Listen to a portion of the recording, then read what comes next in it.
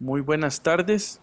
La Escuela de Administración Pública les da la más cordial bienvenida a este conversatorio número 5 del grupo de conversatorios que en este semestre decidimos iniciar para comentar, profundizar, para tener un diálogo, una discusión académica sobre temas que esta pandemia nos ha venido generando. Y con este quinto conversatorio cerramos este ciclo de actividades desde la Escuela de Administración Pública y hoy vamos a abordar el siguiente tema que hemos llamado crisis pandémica, percepción ciudadana, manejo de crisis y comunicación del presidente de la República. En este conversatorio quiero agradecer a la dirección del doctorado en Gobierno y Políticas Públicas en la persona de María José Cascante por habernos colaborado para poder llevarlo a cabo. Quiero comentarles y recordarles que el doctorado en Gobierno y Políticas Públicas, una de sus unidades base es la Escuela de Administración Pública, que me corresponde dirigir, y la otra unidad base es la Escuela de Ciencias Políticas. Por eso el día de hoy hemos compartido este espacio con el doctorado y el tema lo vamos a abordar con tres politólogos, dos politólogos, una politóloga, con la profesora María José Cascante, que es directora del doctorado, con el profesor Rotzai Rosales, que es coordinador del Observatorio de Política Nacional de la Escuela de Ciencias Políticas, profesor del doctorado también, y con el profesor Gustavo Araya, politólogo y experto en comunicación. La dinámica que vamos a tener para este conversatorio va a ser la siguiente. Cada uno de nuestros panelistas hará su ponencia en un tiempo máximo de 10 minutos. Posteriormente vamos a tener ya la oportunidad de hacer los intercambios con las personas que nos acompañan aquí en la sala de Zoom, pero también a través de nuestro espacio en Facebook, el espacio de Facebook de la escuela, y ahí ustedes también podrán, las personas que nos acompañan por esa vía, podrán poner los comentarios y particularmente las preguntas más bien puntuales que vamos a hacer a los panelistas. Minutos antes de las 6 de la tarde haremos el cierre para concluir a las 6 en punto. De tal manera que les pedíamos ser muy puntuales en las consultas que ustedes nos pongan en nuestro espacio de Facebook y de igual manera a las personas que nos acompañen aquí en la sala. Agradecerle a la profesora Cintia Mora del curso de Opinión Pública de la Escuela de Ciencias Políticas que nos está acompañando junto con el grupo de estudiantes de este curso. Así que pues hoy tenemos una nutrida asistencia en la sala Zoom para poder disfrutar de este conversatorio. Muchas gracias a la profesora Cintia por acompañarnos.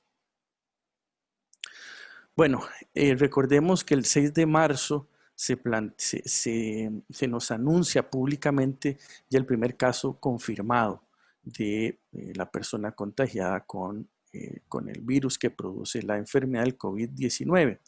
Y a partir de ahí se desencadena unas decisiones en el Poder Ejecutivo y el 16 de marzo se emite el decreto de emergencia donde establece un estado de excepción que permite al Poder Ejecutivo realizar diferentes acciones para atender esta emergencia. Y este estado de excepción ha desencadenado reacciones y decisiones particulares desde el Poder Ejecutivo, desde la Presidencia de la República, y que esto ha tenido diferentes impactos en la opinión pública.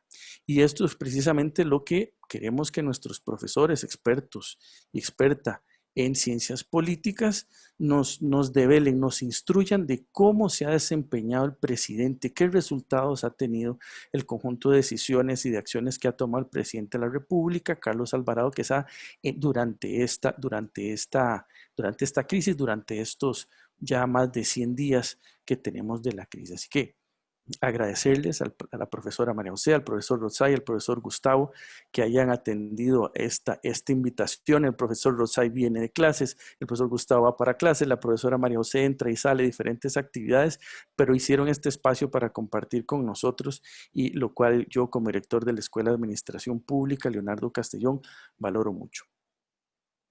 Bien, vamos pues a iniciar entonces ya con la primera ponencia. Agradecerle a la profesora María José Cascante, directora del doctorado en Gobierno y Políticas Públicas. Ella es docente, investigadora de la Escuela de Ciencias Políticas, tiene un doctorado en Estado de Derecho y Gobernanza Global y un máster en Estudios Latinoamericanos de la Universidad de Salamanca, y es licenciada en Ciencias Políticas de la Universidad de Costa Rica, a quien pues le cedo la palabra y el espacio durante estos 10 minutos. Así que, María José, muchas gracias por acompañarnos y adelante, por favor. Buenas tardes. Bueno, primero quiero agradecer a Leonardo Castellón y a la Escuela de Administración Pública por la invitación, y también a los profesores Rotzay Rosales, Gustavo Araya y Cintia Mora, que nos acompañan. Espero que la discusión hoy sea muy interesante. Yo les voy a presentar un resumen de lo que estoy preparando en conjunto con Eugenia Aguirre para un libro que precisamente se está gestando al mismo tiempo que se está dando la crisis del COVID-19 sobre la atención de las políticas en América Latina. Eugenia y yo trabajamos este capítulo, que es el capítulo de Costa Rica, para ese compendio, pensando en nuestros dos sombreros, ¿verdad? Yo como investigadora de la Unidad de Opinión Pública del Centro de Investigación y Estudios Políticos, y Eugenia, que en conjunto con Rotzay Rosales coordinan el Observatorio de la Política Nacional. Entonces, bueno, gracias al Observatorio de la Política Nacional teníamos el compendio completo de las políticas que se han aprobado, que se han discutido, las directrices, las medidas en general con respecto a la crisis pandémica, y el CIEP nos brindaba información valiosa sobre opinión pública. Entonces, pues eso, voy a compartirles una pequeña presentación sobre esta discusión que Eugenia y yo tuvimos, y espero que sea interesante para la discusión. Como les decía, es el capítulo de Costa Rica, ¿verdad? Sobre cómo ha sido el manejo de esta crisis.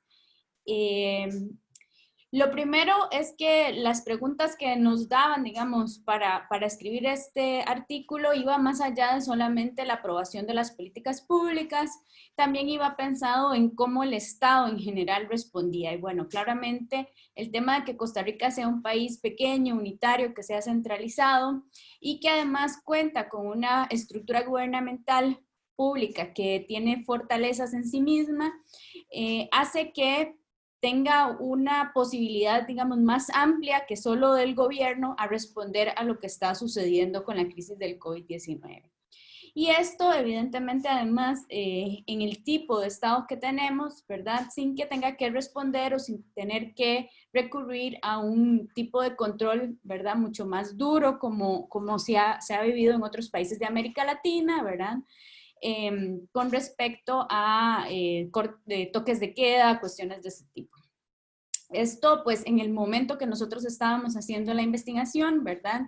Que tengo que decir que terminó, para poder entregar también el artículo a tiempo, terminaba el 31 de mayo, ¿verdad? Entonces, ya toda esta última ola, digamos que no se incluye como parte del objeto de estudio.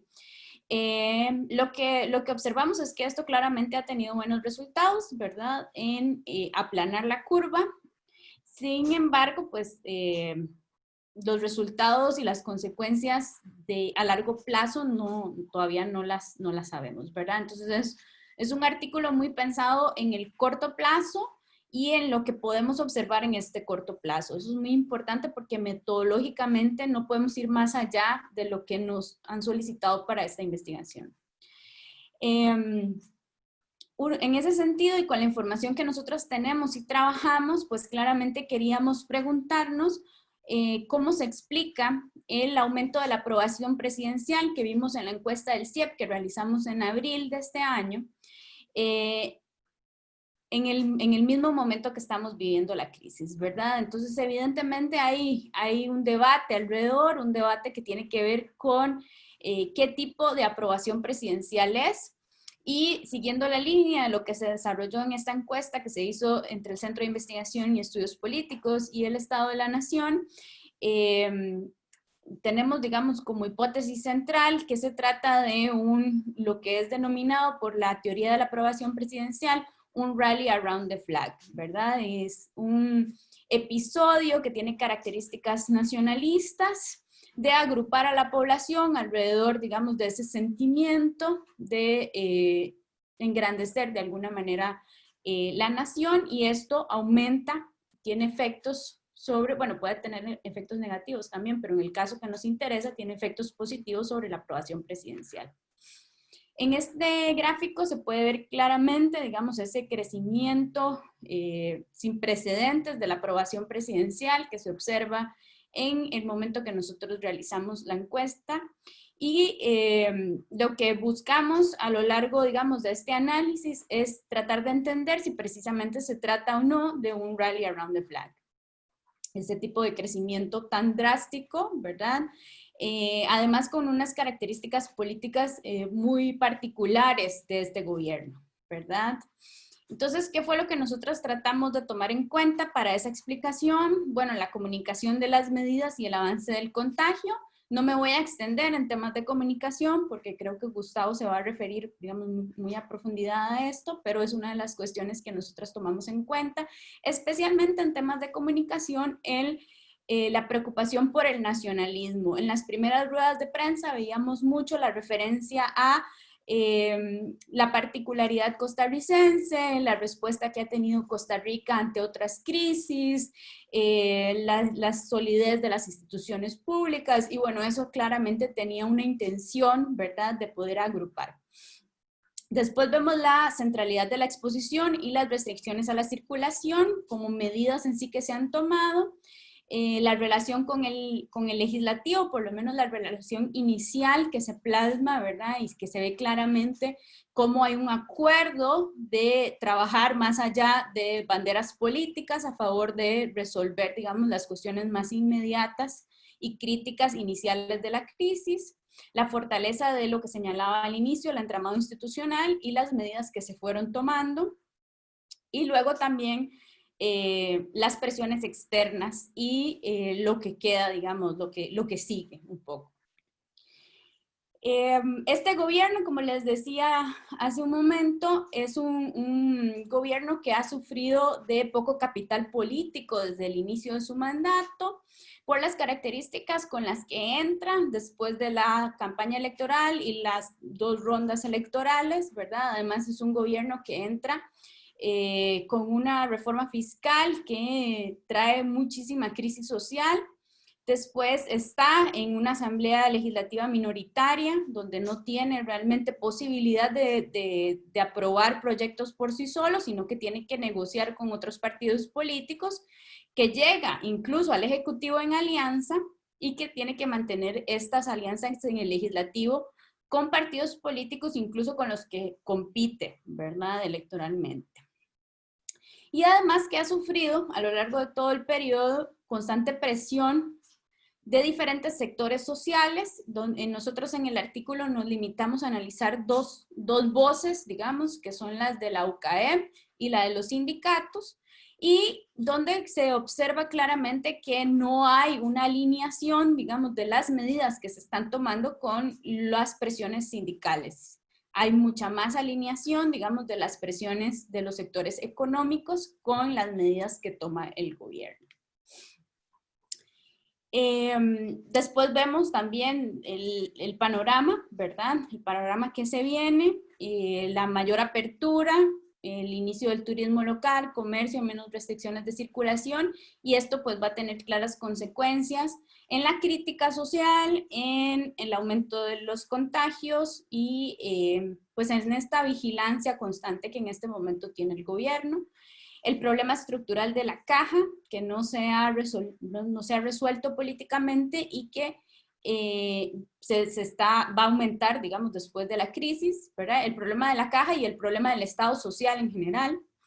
La restricción del gasto que va a acompañar, digamos, al periodo post-crisis, las presiones que continúan, como les decía que nosotras tratábamos de analizar estos dos voces, digamos, opuestas, que presionen y que además tienen la posibilidad de atraer a los medios de comunicación, ¿verdad? Que es un factor muy importante en el análisis de la aprobación presidencial, es precisamente cuál es el eco que tiene lo que dice el gobierno en los medios de comunicación, y en el momento que se empiezan a abrir las voces y empiezan a haber más debates alrededor de los temas, pues claramente ya los medios de comunicación no son capaces de replicar solamente el mensaje gubernamental único. 2 minutos. Luego, ya voy cerrando. Y luego esta territorialización del contagio que estamos viendo en esta segunda ola, ¿verdad? Que claramente tiene características muy distintas a la primera ola, mucho más centrada en el valle central y mucho más contenida, ¿verdad? Que ahora lo que estamos viendo son focos a lo largo del territorio, más dispersos y en medio, digamos, también de la apertura. Entonces, claramente esto va a ir también afectando cómo la opinión pública observa el accionar del gobierno. Todo esto nos hace a nosotras pensar que precisamente sí vimos ese aumento en abril de la aprobación presidencial como un episodio de un rally around the flag, en donde se dio un discurso que no solo estaba a favor de las medidas que se estaban tomando, donde había la mayoría, varias líneas, restricciones de la circulación, medidas económicas de apoyo a las empresas, flexibilidad de despidos, medidas sociales, como el bono proteger, medidas muy políticas y muy públicas, ¿verdad?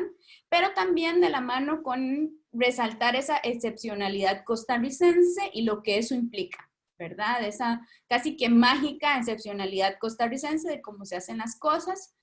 Y que en ese momento además empiezan a disminuir los contagios, ¿verdad? Y que hay una visión de túnel alrededor del COVID, donde la única preocupación es disminuir ese contagio y el miedo, ¿verdad?, que la gente siente con respecto a la enfermedad. Eso, pues para nosotras que somos científicas sociales, es un conjunto de respuestas que pueden ayudar a explicar por qué se da ese drástico crecimiento de la ejecución presidencial y de la mayoría de las instituciones públicas que están relacionadas precisamente con el manejo de la crisis.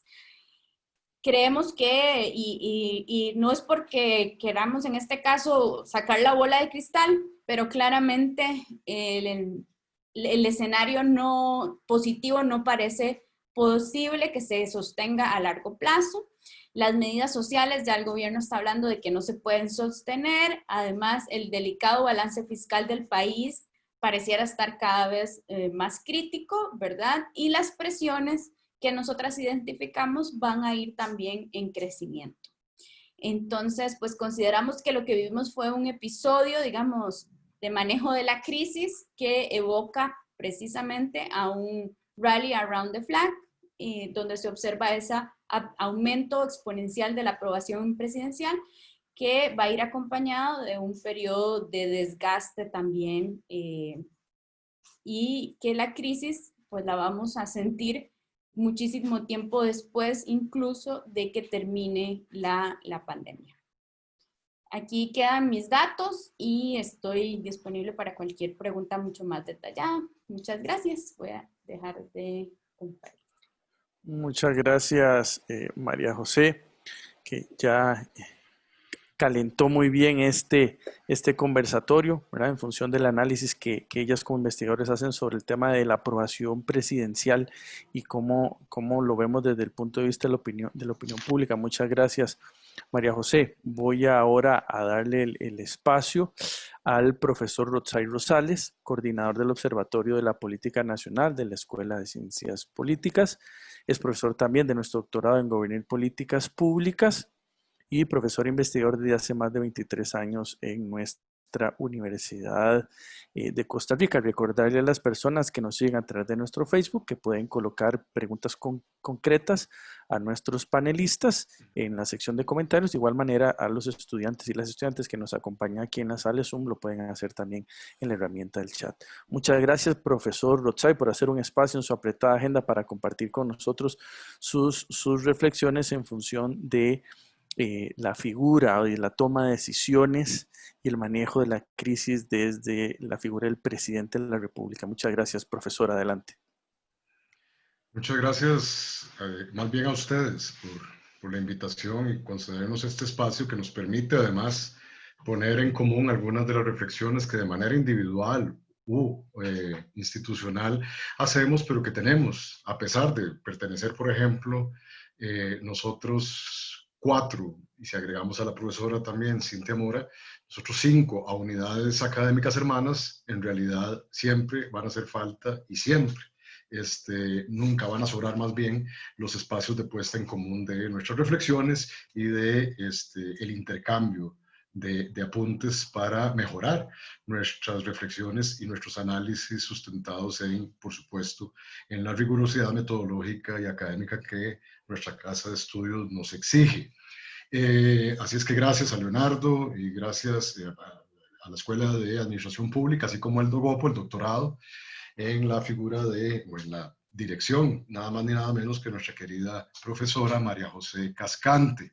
Es un honor además compartir con Gustavo y tener la presencia del grupo completo, o por lo menos gran parte de ella, de la profesora Cintia Mora y su grupo o su curso de opinión pública. Rápidamente quisiera hacer unas anotaciones que podemos, por supuesto, profundizar en el periodo de preguntas y respuestas, que me parece va a ser más rico. De modo que esto que va a aparecer por la premura del tiempo, básicamente anotaciones puntuales, podamos, a juicio de ustedes, profundizar en lo que consideren más importante. A mí me presenta una dificultad enorme cuando me invitó Leonardo a desarrollar un tema que parecía muy grande, ¿verdad? muy comprensivo en el amplio sentido de la palabra, y ese manejo de la crisis surgida por la pandemia, como si tuviéramos una posibilidad no arriesgada de calificarla de manera global y general. Y eso ya tiene dificultades, como si se tratase de un simple seguimiento a un protocolo genérico de crisis y atención de crisis, como si siempre existiese en todos los gobiernos, además y que fuese internamente articulado, coherente y congruente, con una estrategia además o visión de país clara, precisa, desde antes de presentarse la pandemia, y que gracias a ese protocolo coherente y congruente va a seguir funcionando o va a seguir transcurriendo el desarrollo del país en situaciones de normalidad como si nunca hubiese existido. Y eso es falso, ¿verdad? Pero como me obligan a hacerlo, en 10 minutos yo podría titular, para iniciar esta conversación, el manejo de la actual emergencia desde Casa Presidencial, y ahora voy a explicar por qué digo de Casa Presidencial y no en la figura específica del presidente, con un título que sería más o menos el siguiente. Podemos identificar estos 3 meses y medio ya de manejo de la pandemia como de la administración de la crisis sanitaria a aparente relanzamiento de un gobierno y de una supuesta nueva normalidad. Nótese que estoy hablando de 2 momentos. Y eso me permite, me facilita hacer un análisis entonces más de coyuntura, como metodológicamente lo hacemos en el OMNA, viendo actores principales, secundarios, haciendo una superiorización en primera instancia y viendo las correlaciones de fuerzas, cómo se despliegan en los distintos escenarios formales o informales, nacionales e internacionales. Entonces, lo primero es que debo decir que sí, que esta coyuntura extendida de 3 meses y medio tiene al menos 2 grandes periodos. Un periodo que podríamos reducir a desde el 6, en efecto, desde el 6 de marzo hasta el 3 de mayo, y ahora voy a explicar por qué, y luego del 4 de mayo a la fecha. El punto de inflexión, si se dan cuenta, el punto de quiebre, el clivaje, ya habría algunos dramáticamente, lo da el discurso del presidente, a mi juicio, el informe presidencial del 4 de mayo. Y voy a decir por qué, ¿ok? Pero entonces tenemos en la categoría de superiorización de la coyuntura esos 2 subperiodos, caracterizados en general, el primero, por una absoluta preponderancia y además aceptación, ya algo de esto se refirió a la profesora, de la materia sanitaria o de salud pública, como diríamos en términos generales. Ahí todas las decisiones y el manejo de la crisis estuvo supeditado a un criterio técnico-científico desde la perspectiva de la salud pública, o de la sanidad y la salubridad pública. De modo tal de que esto a su vez va a determinar quiénes fueron actores principales, secundarios, formales y actores que podríamos llamar de reparto, extras y fácticos, no formales. En esta primera etapa tenemos como actores principales al presidente de la República desde una imagen más de líder general, ¿verdad? No especializado. Y por supuesto, tenemos al Ministerio de Salud, específicamente el ministro y sus colaboradores.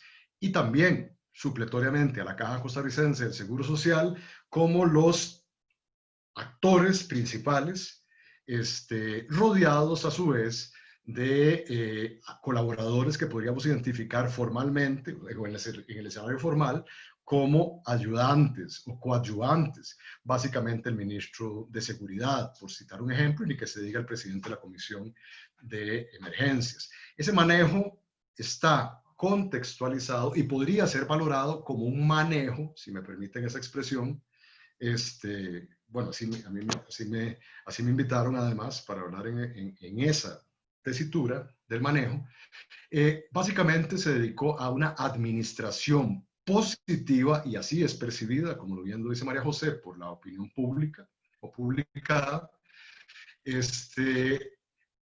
y es bien asimilada y bien valorada por la ciudadanía nacional y además, debemos decirlo, internacional, por las enormes dosis de, digámoslo así, de condescendencia, respeto absoluto a los criterios técnicos, podríamos decir de tolerancia amistosa, y lo que no habíamos visto desde hace muchos años, y ni que se diga en los 2 primeros años de este gobierno, en realidad de un criterio de unidad nacional ante un enemigo externo que nosotras como politólogos y politólogos sabemos que es básico para entender las relaciones de poder desde siempre y más ahora. La crisis sanitaria fue ese enemigo externo que articuló y que dio una visión de coherencia al interno del gabinete, de respeto y reconocimiento al manejo de la salud propiamente dicha, y hasta generó una permisividad a nivel de la ciudadanía para aceptar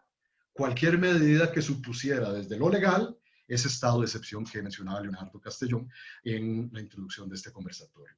Ese periodo es un periodo, podríamos llamar, perdónenme, no lo fue para nadie, pero déjenme utilizar esa metáfora, una luna de miel para el gobierno, concentrado, repito, en la atención de la emergencia sanitaria. Pero viene un punto de inflexión, que podríamos discutir con más detalle después, es el segundo periodo, y es el periodo que marca el informe presidencial del 4 de mayo y que se viene desarrollando hasta la fecha y que no sabemos en prospectiva en qué irá a pasar. sin comernos el cuento, por supuesto, de que se tratará de una nueva normalidad. Ya la normalidad no va a volver a ser,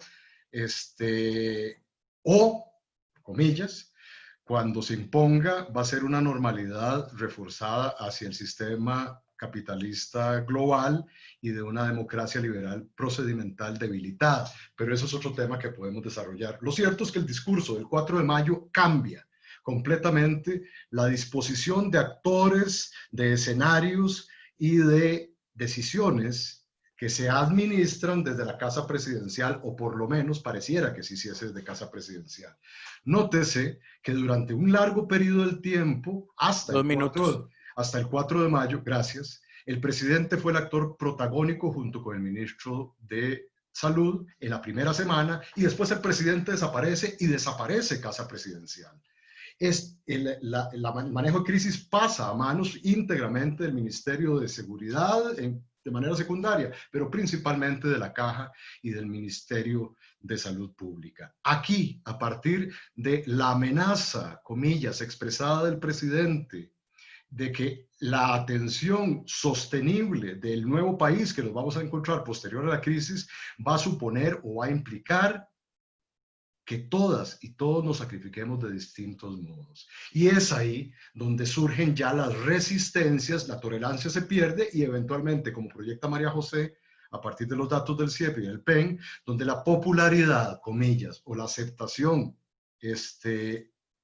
de carta abierta de la ciudadanía en las decisiones gubernamentales probablemente empiecen a revertirse y a volver a la normalidad, ahí sí, de deterioro sistemático que venía experimentando en los 2 años anteriores. Y emergen escenarios, ahora sí, informales y hasta internacionales, no estoy hablando de la Organización Mundial de la Salud, sino específicamente hoy de lo que se va a considerar va a ser lo más importante en esta segunda etapa. Ya no la atención de la emergencia de salud, sino la atención a la reactivación económica y al reposicionamiento protagónico de los poderes fácticos, principalmente de los vinculados al sistema económico internacional. Y es ahí entonces donde Casa Presidencial hoy está experimentando, no solo con el discurso del 4 de mayo, sino con el nombramiento de un ministro de la presidencia que pareciera amenazar los intereses que prevalecieron de manera hegemónica hasta la aparición de la emergencia el 6 de abril. Gracias.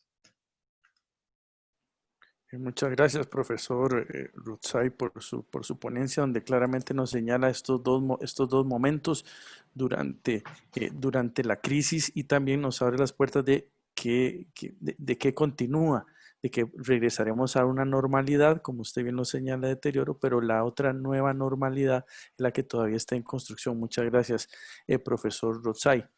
Vamos a darle el pase ahora al profesor Gustavo Araya, politólogo también. Tiene una maestría en comunicación, tema en el cual es consultor y profesor también, a quien le pedimos que nos lea la figura del presidente de la República en esta crisis pandémica desde el punto de vista de la comunicación política. Adelante, profesor Gustavo, y muchas gracias por aceptar también acompañarnos.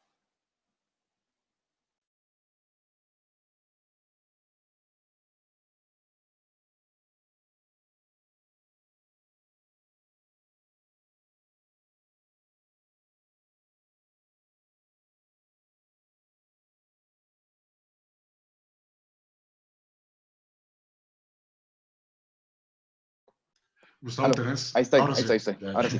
Muchísimas gracias, Leonardo, por la invitación más bien a este importante foro. Muchísimas gracias a la Escuela de Administración Pública, al doctorado, y un placer compartir con María José Cascante, que ya no es la primera vez que nos encontramos en varios foros, igual, bueno, con mi casi hermano Roxay Rosales, con quien hemos compartido no solamente las aulas, sino también muchísimos años también de una buena relación. Igual a la profesora Cintia Mora, un placer, a ella, un gusto, un placer acompañarle también en esta oportunidad, y a todas las personas que se encuentran ahora con nosotros en esta sala virtual. Sí me gustaría empezar de igual manera, tal vez un poquito más técnico, si se quiere, de alguna forma, con respecto a la propuesta, empezando por la excitativa que nos hacía don Leonardo, de hablar un poco, digamos, de la comunicación del presidente. Yo la comunicación del presidente la derivo más bien de una comunicación que tendría que estar en un nivel un poco más del conglomerado de lo que significa el Poder Ejecutivo, el gobierno, porque la figura del presidente, digamos, es una red en sí misma y él como un nodo de sentido, pues no tiene mayor preponderancia, sino en función de el puesto que ocupa. Me voy a hacer acompañar de una presentación muy breve que me parece que podría ilustrar mejor algunos elementos que me parece que son importantes a nivel conceptual para poder evaluar la comunicación que se hace desde gobierno. El primer elemento que tiene que tenerse claro es que la comunicación que se realiza como comunicación política, su razón de ser siempre van a ser los objetivos de carácter político. Lo que estamos viendo no es sino, digamos, la concreción de un proyecto político desdibujado, harto débil, que se hizo llamar de unidad nacional porque efectivamente desde el punto de vista de legitimidad el modelo democrático carecía, digamos, incluso con las reglas del juego que están planteadas, llevando al poder a quien no obtuvo más allá de un 13.5% del padrón nacional en una primera ronda, en una segunda ronda evidentemente con un desdibujo todavía mayor y con una intencionalidad prácticamente clara de eliminar las discusiones de fondo que sobre el país estaban vertiendo y evidentemente, digamos, lo que podríamos decir es que la figura presidencial llega más bien con menos del 85% de la aprobación popular. O sea, hay más de un 85% de las personas que no querían a Carlos Alvarado en el poder y que le obligan a hacer esta alianza, ¿no?, con el Partido de Unidad Social Cristiana, un partido que se empieza a dibujar más bien desde el punto de vista del centro derecha para poder obtener, digamos, la legitimidad suficiente de algunos sectores, especialmente los empresariales y especialmente los exportadores financieros, para poder tener algún tipo de legitimidad que les permitiera no empezar a elaborar política pública. Todos estos objetivos, digamos, no tener una hoja de ruta, no tener una estrategia precisamente desde el punto de vista de político, lleva como único estandarte el tema de la reforma fiscal, ¿verdad? Que se acaba en el gobierno, que probablemente por términos de cálculo y timing político se les acaba muy pronto y prácticamente lo que tenemos es un gobierno en sinergia, ¿no? Un gobierno que lo que hace es que gobierna, como bien lo señalaba el doctor Rosales, prácticamente, digamos, en términos de administrar la cosa pública y no necesariamente gobernar. ¿Verdad? Quienes están gobernando no necesariamente es el poder ejecutivo y mucho menos el presidente de la República. Cualquier tipo de acción, de comunicación, de incidencia política, de acciones directas y demás que están en función de estos objetivos, evidentemente han pasado completamente desdibujados y hay otros elementos que me parece que son importantes en este sentido. Entonces, punto número 1, no existen objetivos de carácter político claros y eso hace que efectivamente tengamos un gobierno que no puede comunicar aquello que no tiene. En segundo lugar, desde el punto de vista de comunicación política, tiene 3 elementos sustantivos que son los elementos de carácter cognitivo, aquellos que son básicamente de información, ¿no? Datos que tienen que darse a la comunidad en términos generales, algunos niveles, digamos, de afectividad o de vinculación afectiva para con esos datos, para poder hacer de la comunicación un elemento efectivo, y los elementos de carácter connativo o de la conducta que tienden a tratar de incidir en cómo la población, digamos, lleva a cabo, ¿no? Acciona aquello que el propio gobierno le está diciendo. Estos 3 elementos son necesarios para la comunicación política y, ¿verdad? Es lo sustantivo para tenerlos en claro. No hay comunicación que sea efectiva que no tenga elementos de información, elementos afectivos y elementos de llamado a la acción, y todos ellos circunscritos a un contexto, ¿verdad? Claramente esto no existe en este gobierno. Y al igual que el doctor Rosales, yo hago una diferencia en donde efectivamente teníamos un primer momento de supuesta crisis económica, en donde los sectores se habían puesto de acuerdo para que efectivamente la comunicación girara en torno a la reforma fiscal. Este periodo termina de manera temprana, el gobierno cae en un gobierno que gobierna por inercia, y, digamos, tenemos una segunda parte en donde efectivamente, digamos, se desdibuja por completo, se termina de desdibujar el proyecto político y de alguna manera la pandemia les salva la tanda, como decimos vulgarmente, ¿verdad? ¿Por qué? Porque la comunicación en crisis que es esa que está demarcada ahí, dice que uno tiene que dar mayores elementos de información, ¿no? Tiene que redundar muchísimo en elementos de información, que sean notorios, que además sean redundantes, que haya mucha repetición y que tiene que hacer un llamado fuerte a la acción, ¿verdad? Estos llamados fuertes a la acción que tenían que ver con el distanciamiento social, que tenía que ver con el confinamiento, que tenía que ver con el cierre de operaciones de algunas empresas y actividades, es lo que ha caracterizado esta segunda parte, ¿verdad? O esta tercera parte que le salva la tanda al gobierno y efectivamente, digamos, se les permite tener un remedio de comunicación, un remedio de estrategia de comunicación, fundamentalmente centrada en elementos de carácter técnico-científico, digamos, derivados de la atención sanitaria a la crisis. Y digo sanitaria porque ha sido exclusiva y mayoritariamente una atención sanitaria a la crisis. Esto hace que toda la comunicación gire en torno a 3 elementos sustantivos, y ustedes lo pueden ver ahí, lo que hablábamos de los elementos de datos, todos presentes ad vomitum, como se diría vulgarmente, en donde el gobierno ha sido redundante y notoriamente repitente en términos de la información que se da, solamente basada en información numérica, algunos llamados de carácter más o menos emotivos, ¿no? Que han girado en torno a la comunicación y que le han permitido ordenarse en términos de la estrategia de comunicación para la atención sanitaria, y un giro importante, don José Rosales lo hacía ahora magistralmente con el tema de cómo plantear un mapeo político, ¿verdad? En muy poco tiempo, con cuáles son los actores predominantes. Bueno, en este caso les permite hacer ese llamado a la acción a 3 figuras fundamentales que todas tienen que ver con el eje sanitario. ¿Qué es lo que estamos viendo en este caso? Que efectivamente tiene, digamos, en términos de la atención sanitaria, le deja réditos al gobierno, más allá del fenómeno que evidentemente tiene toda la razón, María José, ¿verdad? Es cómo nos vinculamos alrededor de los valores patrios, de ese enemigo común que tenemos todas y todos, pero bueno, le permitió al gobierno, digamos, obtener réditos de una estrategia más o menos bien planteada, respecto de esa columna vertebral sanitaria que tenía que comunicar, ¿verdad? Porque se apegó, digamos, a los elementos más técnicos de la comunicación política, dejando de lado cualquier otro elemento que pudiese considerarse. Tan es así que, punto número 3, cuando empiezan a bajar o cuando empiezan a, digamos, a liberarse algunas de las restricciones que el mismo gobierno ha puesto, han empezado a surgir de nuevo todas las contradicciones, o han empezado a volverse otra vez de nuevo visibles todas las contradicciones, ya no en un escenario que nos presenta, digamos, como la segunda parte de esta administración, ¿verdad? Antes de la pandemia, sino en una recomposición de la narrativa y una recomposición, ahora sí, como bien lo señalaba el doctor Rosales, concentrada en términos de la reactivación económica. Esta nueva normalidad que nos están vendiendo efectivamente tiene otros patrones, tiene otra estructura, pero está en pugna constante. ¿Y por qué está en pugna constante? Porque hay 3 elementos sustantivos desde el punto de vista de la comunicación, de lo que empieza a aparecer, que no se están dando. No tiene la legitimidad suficiente, no tiene la concordancia suficiente el gobierno para sostener la narrativa, pero peor aún, no tiene la coordinación suficiente para sostenerlo. Lo que tenemos es un gobierno en encuentros incluso internos, en donde unos y otros se recriminan el sector económico al sector, digamos, entre comillas, social, y hay, digamos, rencillas internas en donde eso se hace cada vez más evidente, y obviamente desde fuera lo que se lee es la ausencia de una hoja de ruta, por lo tanto, objetivos poco o nada claros, probablemente inexistentes o contradictorios, y un discurso altamente disonante en donde los operadores políticos internos tienen posiciones encontradas, pero desde fuera tratan de, digamos, de alguna manera imponerle la agenda al gobierno. Y eso lo que nos da es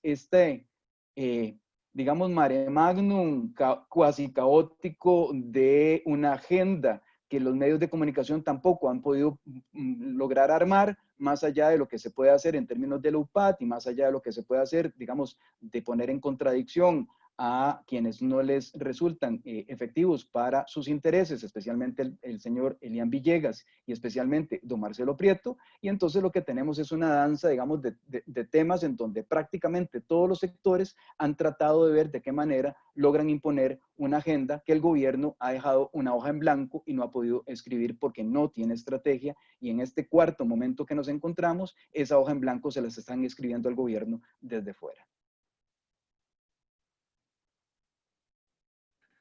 Eso sería. Muchas gracias, profesor Gustavo, por su presentación, donde nos agrega elementos interesantes. Marqué ausencia de hoja de ruta por ahí, que ahora en la segunda ronda podemos retomar. Aquí en el chat de nuestra sala de Zoom tenemos algunas preguntas. Quienes deseen hacerlo en la sección de comentarios del Facebook también lo pueden hacer por esa vía. En esta primera mini ronda, el profesor Rotzai, la profesora María José y el profesor Gustavo pueden observar ahí las preguntas. Rápidamente al profesor Rotzai, si la no presentación de la estrategia económica o la sí presentación de la estrategia económica en el discurso del 4 de mayo, si eso fue adrede o si fue un error del presidente a la hora de plantear el 4 de mayo. Para el profesor Gustavo, la profesora Cintia le indica, bueno, ¿qué va a ser la estrategia de comunicación de cara a administrar la convivencia del virus con la crisis económica? Y empecemos por ahí, por el profesor Rotzai, un par de minutos, el profesor Gustavo, y luego le planteo la siguiente pregunta a la profesora María José en esta primera ronda. Adelante, profesor Rotzai. Le agradezco si nos... Eso, sí, ahora ya, sí lo escuchamos. Estaba metidísimo tomando notas de lo que hablaban tanto María José como Gustavo. Y creo, estoy convencido, no es un acto de fe, estoy convencido que la respuesta la da también la propia disertación de Gustavo. Es que no hay nada que comunicar, o sea, hay problemas de comunicación política porque no hay nada sustantivo que comunicar desde el punto de vista de la estrategia de gobierno. ¿Cuál gobierno? Es lo que nos teníamos que preguntar, ¿verdad? Si repito y pareciera, todos coincidimos en lo que ha habido desde hace mucho tiempo, pero fundamentalmente en los 2 últimos años, es una administración de los asuntos públicos. Ajá, y de los negocios privados. Era como aquella película, ¿cómo es? Virtudes públicas, vicios privados. Eso es lo que hemos visto en los últimos gobiernos y en con mucha más razón. A mí me parece, en síntesis, que lo que hay es un intento del presidente por aprovechar, todo lo están haciendo, ojo, crisis significa punto de inflexión. De una crisis uno puede salir de muchas maneras. Busquen el significado en el diccionario de la Real Academia Española y hay muchos significados que retratan la situación actual. Uno de ellos es que es un punto decisivo. De una crisis uno puede salir fortalecido o puede salir muerto o puede salir medianamente recuperado. A mí me parece que el mensaje del 4 de mayo no es para nada estratégico y tampoco es un error. Cuidado, no podemos ni subestimar ni sobreestimar la importancia que tuvo ese discurso. A mí me parece que no es estratégico, sino que surge de la propia realidad impuesta por la crisis, y eso no es menor. Lo que quieren ahora todos los actores formales, informales, de facto, es aprovechar la crisis para ver de qué manera puedo yo salir beneficiado a posteriori. Y eso es lógico, no es paranoico, sino que es propio de la naturaleza de la política y de las relaciones de poder en sociedad. Gracias, profesor Rosales. Profesor Gustavo. Primero que todo, muchísimas gracias a la profesora Mora Izaguirre. Vamos a ver, en términos de la estrategia, me parece que, y llamarle estrategia es casi que, ¿verdad? Que, vamos a ver, mejor no le llamemos estrategia, llamémosle táctica, ¿verdad? Es un objetivo de muy corto plazo, bianual prácticamente, incluso podría ser solamente anual, ¿verdad? Para llegar con algún nivel de apoyo popular suficiente hasta el proceso de elecciones que empezaría en octubre de 2021, pero me atrevería a decir que lo que tiene planteado el gobierno y lo que ha dado muestras es que efectivamente hay 2 temas que le están tratando de escribir la agenda desde fuera, que es empleo público y transformación institucional. Son los 2 puntos fundamentales de la narrativa sobre la cual no se pueden pronunciar ni don Elian Villegas, porque es penado, digamos, desde ciertos actores, ¿verdad? Especialmente los de poderes fácticos, y lo mismo sucede con el caso de don Marcelo Prieto. Entonces, la táctica de gobierno tiene 2 caras. La primera de ellas, no entrar a fondo en la discusión de esos 2 temas, ¿verdad? De manera tal que no le involucre mayores costos políticos, político-electorales especialmente. Y lo segundo, que, derivado de lo anterior, que esta, digamos, algarabía presentada o facilitada por el fenómeno de Rally Around the Flag, que nos comentaba María José, le permita, digamos, llegar o hacerla durar lo más posible, ¿verdad? Extenderla todo lo que se pueda, de nuevo, no entrando en temas polémicos, para que el presidente de la República y el gobierno, en términos generales y en institucionalidad, tengan más o menos una legitimidad suficiente como para que la conflictividad no se eleve. Entonces, eso me parece que es como en lo sustantivo y no le vería mayor otra estrategia al gobierno. De hecho, como le digo, no la llamaría ni estrategia, le llamaría una táctica, ¿verdad? Que es muy momentánea, muy coyuntural. Gracias, profesor Gustavo. María José, aquí quieren tu opinión en relación con, digamos, un poco el cambio del tono de cómo habla el ministro de Salud, que pareciera ser que ha bajado el tono, si estará asociado con presiones económicas de los sectores, ¿verdad? Efecto de abrir esas actividades económicas, ¿verdad? Y esta larga discusión, o más, no, perdón, no larga, pero esta discusión del tema de, ¿verdad?, activación económica y medidas sanitarias. ¿Cómo lo ve usted, profesora María José? Y le agregaría este tema en función de eso que usted nos habla de la aprobación presidencial, si los cambios que se han dado durante esta crisis en el gabinete, ¿qué mella tendrían en relación con esta aprobación presidencial? Gracias. Yo creo que el debate de economía versus salud ha sido central en la gestión de esta crisis y al inicio, por lo menos aquí en Costa Rica, no en todos los países, ganó, uy, mi gato está invadiendo la pantalla. Y es difícil de controlar. Ya estaba buscando cuál micrófono apagar y era el tuyo.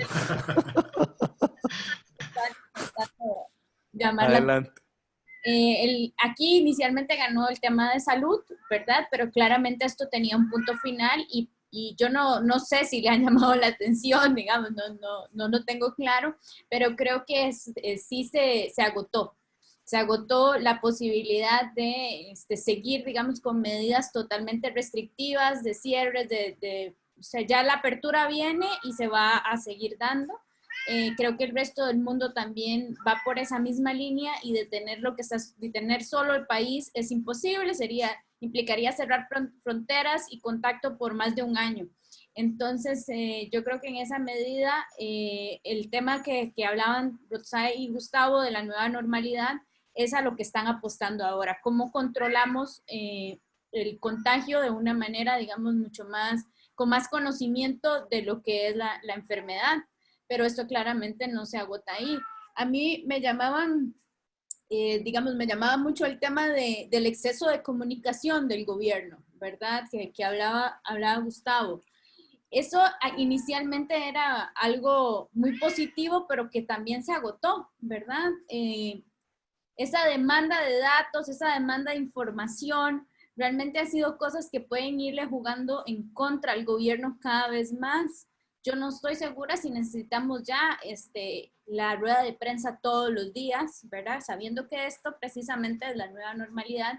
Y todas estas cosas, sumado a lo que señalaba Leonardo de la inestabilidad del gabinete, que no es algo raro, pero que en el momento en que hay un foco tan grande puesto sobre el ejecutivo, porque estamos todos encerrados y tenemos más posibilidad también de tener el foco puesto en todas las movidas del gobierno, pues hay una presión mayor también sobre el ejecutivo y esto claramente va a afectar la opinión pública. Desgraciadamente no tenemos los recursos para hacer encuestas como hacíamos en momentos electorales mensualmente, ¿verdad? Entonces no sabemos cómo esto está afectando día a día la aprobación presidencial, pero la próxima encuesta, que pues probablemente sea a finales de julio, va a darnos respuesta de qué tanto es el fin de esa luna de miel, qué tanto empezó, digamos, otra etapa, digamos, de decadencia mayor que la que ya de por sí tenía este gobierno, que había empezado con la peor aprobación presidencial de las que tenemos contabilizadas en las encuestas disponibles. Gracias, María José. Vamos a cerrar este conversatorio con las 3 preguntas que tenemos escritas hasta este momento y le voy a pedir al profesor Gustavo, porque él tiene que retirarse en 2 minutos a su clase, y le voy a hacer la consulta que tenemos en la sección de comentarios de Facebook. Dice nuestro querido amigo Ronald Guevara de cómo interpretamos la designación de un ministro cuya tarea fundamental gira en torno al vínculo estratégico con la Asamblea Legislativa, el ministro Prieto, para impulsar una, comillas, agenda política poco clara, tomando en cuenta su falta de comunicación según recientes declaraciones. Así que una opinión, don Gustavo, en relación con este ministro de la Presidencia, el señor Marcelo Prieto.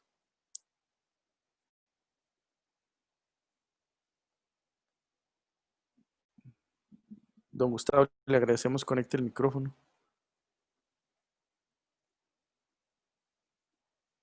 Bueno, no sé si ya se pasó Listo, a la otra ahí está, clase. perdón. Listo, ya, gracias, Gustavo. Aquí estoy, ya casi.